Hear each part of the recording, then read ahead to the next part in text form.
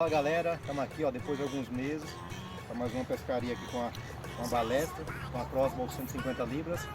Estamos aqui no lago na cidade, galera. E vamos para mais uma pescaria aqui, fiquem de olho.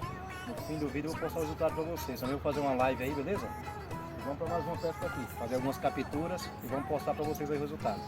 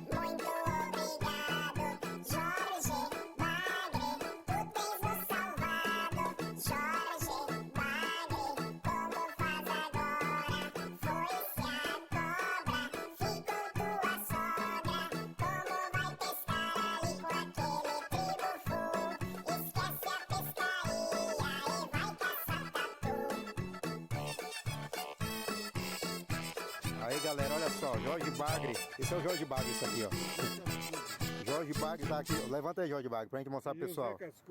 Olha, na balestra aí ó, 4 cascudão. Eu vou dar aqui pro rapaz aqui, sempre tá por aqui. Amém, ó. Vai levar uns cascudão ali ó. Pode levar, irmão. Já joga na churrasqueira lá.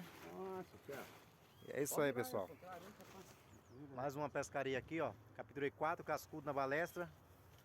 É isso aí, pessoal. Até a próxima. Compartilhem o vídeo, se inscrevam no canal, deixem o seu like e comentem aí, beleza?